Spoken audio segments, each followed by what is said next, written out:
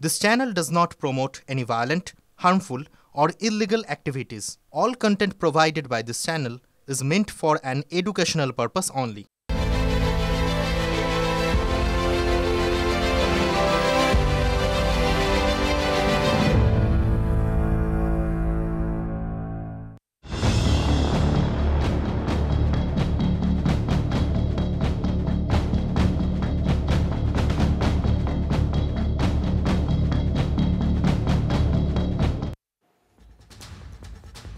ব্রেকের পর ফিরলাম ঠোটকাটা স্পেশাল নিয়ে এবং একজনের ছবি নিয়ে। একটা প্রবাদও বলি আপনাদের, ভূতের মুখে রাম নাম, ইউনুসের মুখে ভারতের নাম, ভারতের সেভেন সিস্টার্সের নাম, ভারতের সেভেন সিস্টার্সের বাণিজ্য পথ, সেই বাণিজ্য পথ খুলে দেওয়ার কথা বলছেন মোহাম্মদ ইউনুস। ঠিকই শুনছেন, বিশ্বাস না হলে আরও একবার শুনুন, স্পষ্ট করে শুনুন কি বলছেন মোহাম্মদ ইউনুস এই সময় দাঁড়িয়ে। এটা কি ইউনুসের ইউটার্ন বলবো না অন্য কিছু? আগে শুনুন, তারপর বাকিটা বলছি। ভারতের সেভেন সিস্টারের একই অবস্থা, তার সমুদ্র দর্শন তার হয় না, হবে না। তার সঙ্গে আমরা যোগ দিই একসঙ্গে এই অর্থনৈতিক অঞ্চল, আমাদের যে সমুদ্র বন্দর, তাদের মাল আনা নেওয়া করবে, আমাদের মাল আনা নেওয়া করবে, তাদের কাছে যাবে, তাদের অর্থনীতি আমাদের অর্থনীতি দুই একসঙ্গে জাগবে। তারাও খুব কষ্টের অবস্থায় আছে, তারা খুব ভালো অবস্থায় নেই। তারা এই সুযোগ পেলে তারাও আনন্দিত, তাদের ব্যবসা আমাদের ব্যবসা রমরমা ব্যবসা হবে, একসঙ্গে ব্যবসা হবে। এই বন্ধুত্বপূর্ণ সম্পর্কটাই স্বাভাবিক ছিল, কিন্তু শেখ হাসিনা দেশ ছাড়া হওয়ার পর সম্পর্কের সমীকরণটাই বদলে যায়। বাংলাদেশের প্রধান উপদেষ্টার চেয়ারে বসেন ইউনুস, বার্তা দেন স্পষ্ট করে, ভারতকে বুঝতে হবে এটা শেখ হাসিনার বাংলাদেশ নয়, বদলের বাংলাদেশ থেকে হুঙ্কার ছাড়া হয়, ভারতের সেভেন সিস্টার দখল করে নেওয়ার হুঙ্কার ছাড়া হয়।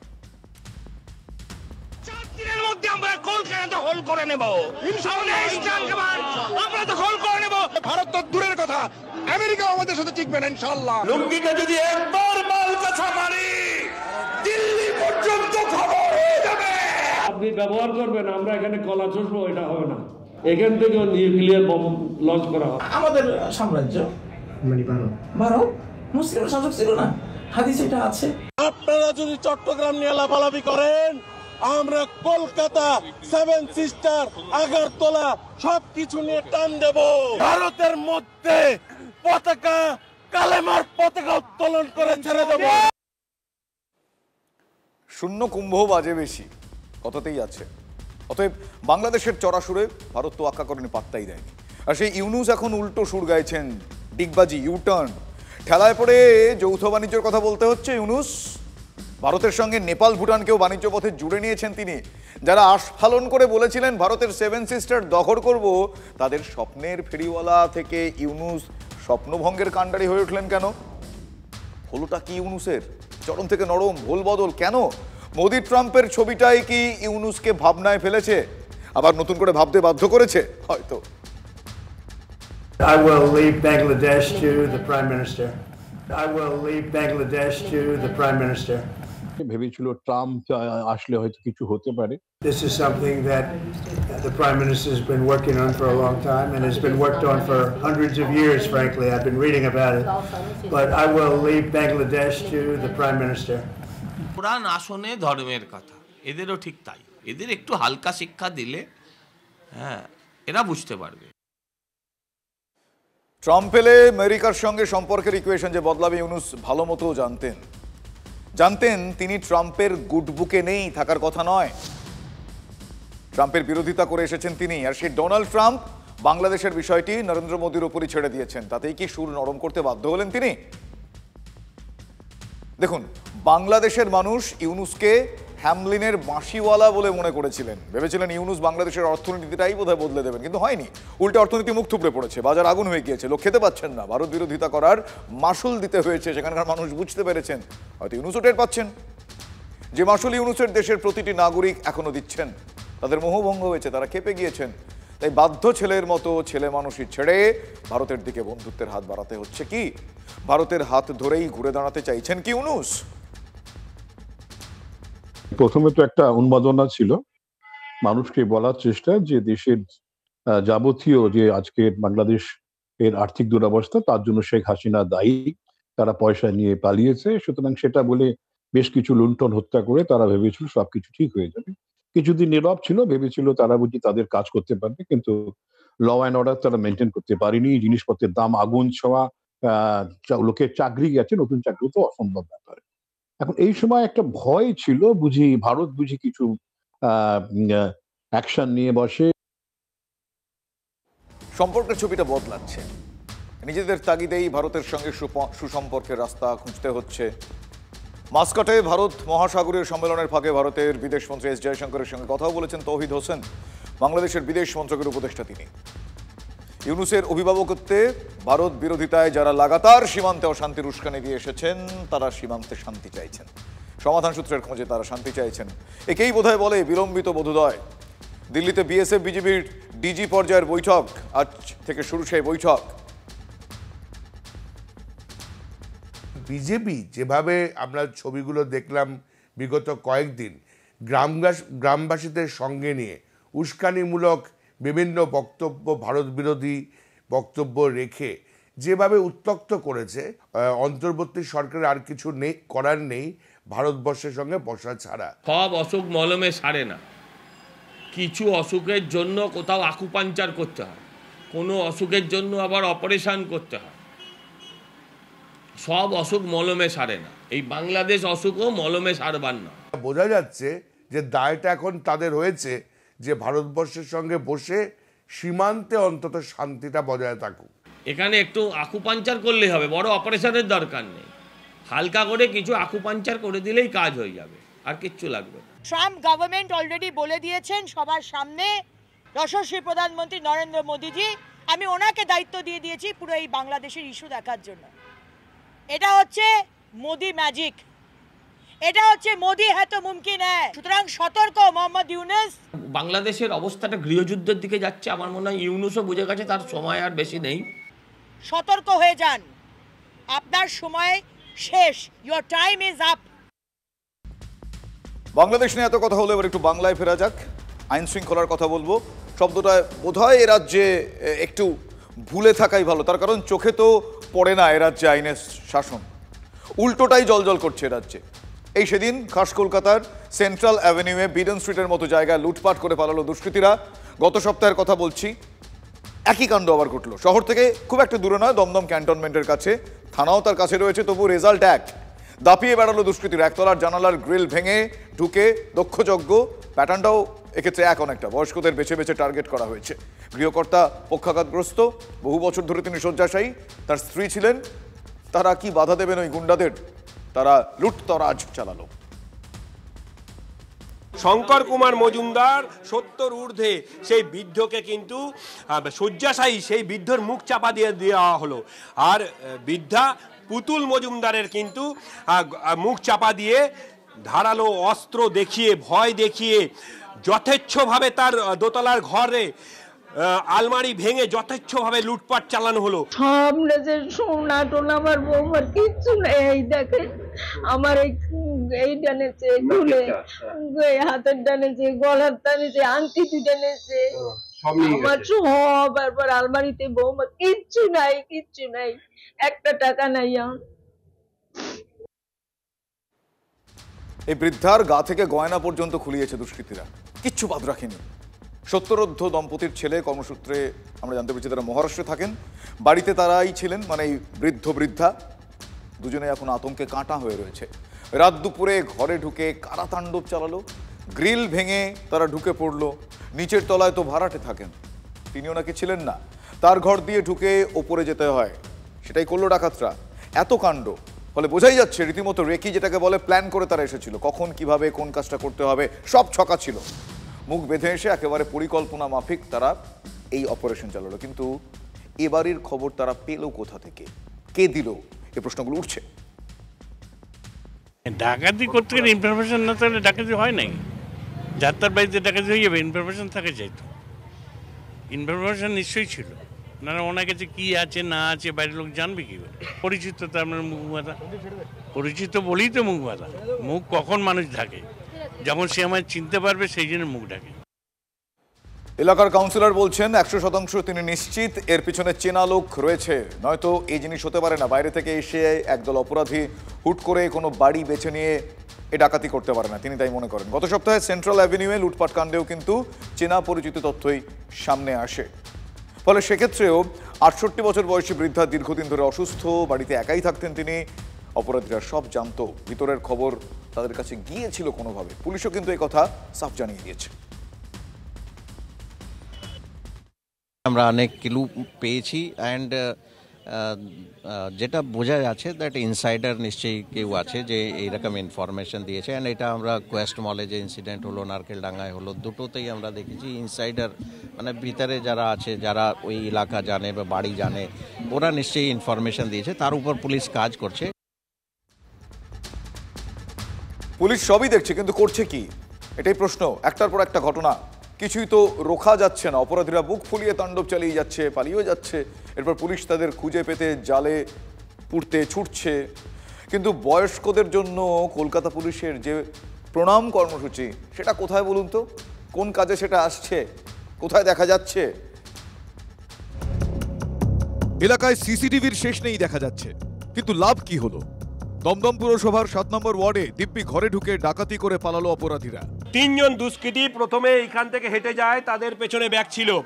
পরবর্তীতে দেখা যায় আরও 4 জন দুষ্কৃতী তারা ঢোকে এবং তাদের মাথায় হেলমেট ছিল এবং তারা এই পথ ধরে, একটু দেখাবার চেষ্টা করি, ভেতরের দিকে ঢুকে আসে। অর্থাৎ এই নিচতলায় যে ঘরগুলো রয়েছে সেই ঘরগুলো কিন্তু ভাড়া দেওয়া রয়েছে। সেখানে কিন্তু একটি প্রশ্ন আসছে। কি প্রশ্ন? যে ভাড়াটে তখন ঘরে অনুপস্থিত, সেটা কিভাবে জানলো ডাকাত দল, সেগুলো কিন্তু তদন্ত সাপেক্ষ। পাশাপাশি দেখা যাচ্ছে যে এই সেই জানলা, যে জানলার গ্রিল কিন্তু পুরোপুরি ভেঙে এই ঘরের ভেতর থেকে ঢোকে। গোদরেজ লক ছিল, সেই লক খুলে ওপরের দিকে চলে যায়। এরপর আলমারি ভেঙে লুটপাট, হুমকি, প্রাণে মারার শাসানি, এই চলেছে। এখনো আতঙ্কে কাঁপছেন মজুমদার দম্পতি। ওনার মুখ বন্ধ করেছে। কি দিয়ে মুখ বন্ধ করেছে? ওই ওনার বলে হাত দিয়ে মুখ বন্ধ করছে একজনে, আর আমাকে যেই হাত দিয়ে চাপিয়ে ধরছে আর বলে কথা বলবি না, তাহলে মেরে দেব। তারপর অস্ত্র ছিল? হ্যাঁ, হাতে এইরকম একটা লোহারি, তারপরে এইরকম একটা সাদা কি যেন ছুরি, চৌড়া চৌড়া একটা চেপটা।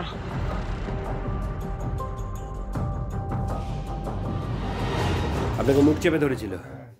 কথা বলবি না। তারপর সব লন্ডভন্ড করলো।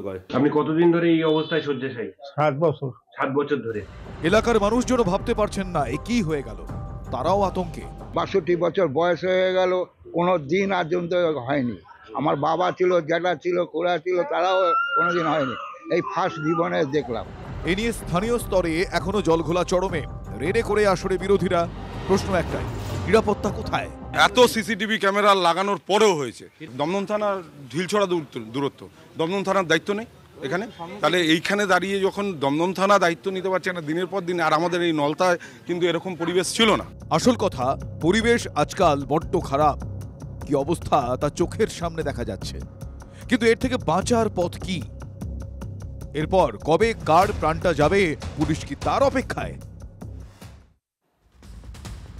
প্রাণ আসলে খুব সস্তা হয়ে গিয়েছে এখন। পুলিশকে আদৌ অপরাধীরা ভয় পায়? না হলে বলুন তো, এত হিম্মত হয় কি করে জনবহুল এলাকায় হানা দিয়ে? তারা ধরা পড়ার কোনো ভয়ই পাচ্ছে না। পুলিশের নজরদারি বলেও কিছু আছে বলে মনে হয় না। যার যা ইচ্ছা সে তাই করছে। কাউন্সিলর কিন্তু এক্ষেত্রে বাড়ির লোকজনের দিকে আঙুল তুলেছেন। অভিযোগ, বাড়িতে ভাড়াটেদের রমরমা, কিন্তু তাদের কোনো তথ্য তারা পুলিশ বা প্রশাসনকে জানাননি। ওরা হোস্টেল হিসেবে এটাকে ভাড়া দেয়, মেস হিসেবে। এবার কোথায় থাকে তারা, তাদের কোনো পরিচিত নেই, ওদের কাছেও নেই, আমাদের কাছে তো নেই, থানা হয়নি। বাইরে থেকে তার মানে লোক আসতো অনেকদিন আগে থেকে? হ্যাঁ, কিন্তু বাইরের লোকই থাকে। আমরা বারবার বলি, যারাই ভাড়া দেয় বলি তাদের তথ্য পুরো জমা রাখবে, নিজেদের কাছে রাখো, দরকার আমাদের একটা কপি দাও, আর থানায় একটা কপি দাও। এগুলো এটা মানত না, তার ফল এটা। আর এসব ঘটনায় বিরোধীরা শাসক দলকে কাঠগড়ায় তুলেছে। শাসক কি বলছে, আসুন পরপর শুনি। এই সরকারকে চালাচ্ছে কিছু গুন্ডা, জঙ্গি, ডাকাত, অ্যান্টি সোশ্যাল ক্রিমিনাল। কি করবেন বলুন? পুলিশের নিশ্চয়ই নজরদারি আছে। রাত হলেই দেখবেন বিভিন্ন মোড়ে মোড়ে পুলিশ নজর দিয়ে দাঁড়িয়ে থাকে, কখন একটা ছোট হাতি টেম্পু কখন আসবে, কখন একটা সাইকেল ভ্যান আর একটা যদি বড় লরি পেয়ে গেল তাহলে তো আর কথাই নেই, সোনায় সোহাগা। তো মালের দিকে নজর আছে। এই বৃদ্ধ দম্পতিদের জন্য তো প্রণাম করার জন্য তো প্রণাম রেখে দিয়েছে একটা ব্যবস্থা, প্রণাম, ওই ব্যাস, ওতেই হয়ে গেল। তৃণমূলের নেতা ছোট বড় সব সেন্ট্রাল পুলিশ ভর্তি। একবারও জিজ্ঞেস করতে পারেন না যে আপনাকে মারবে কেন, আর আপনি যদি পপুলার নেতা হন এত সিকিউরিটি নিয়ে চলতে হবে কেন? আমি তো বুঝে পাই না। তো কোন বৃদ্ধাকে দেখার জন্য কোথায় পুলিশ থাকবে? হাস্যকর ব্যাপার। কিছু লুট, কিছু সমাজবিরোধী, এটা তো সামাজিক অপরাধ এবং যুগে যুগে কালে কালে কিছু খারাপ লোক খারাপ ঘটনা ঘটিয়ে এসেছে। সেটা আপত্তি, সেটা নিন্দার, এবং পুলিশ প্রশাসন তাদের খুঁজবে, তাদের ধরবে।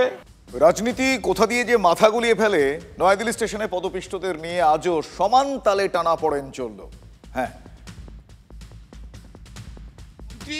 ইমিডিয়েটলি পদত্যাগ করা উচিত। হাইপ তৈরি করা হয়েছে, হাইপ তৈরি করা হয়েছে, হাইপ হাইপ গ্রহ নক্ষত্র যোগাযোগ, অমুক দিন স্নান, আসুন আসুন আসুন আসুন। জেনারেল বগির টিকিট বিক্রি হচ্ছে হাজার হাজার, কোথায় কোথায় উঠবে, কোথায় উঠবে? সংখ্যার দিকে ঝুঁকে গেছে। 50 কোটি, 52 কোটি, 54 কোটি, 55 কোটি এইসব দিকে চলছে। মানে তো 50 কোটি মানুষের কথা বলা হচ্ছে। মোদিজির গভর্নমেন্ট, অশ্বিনীজির গভর্নমেন্ট চাইছেন মানুষের কষ্ট না হোক।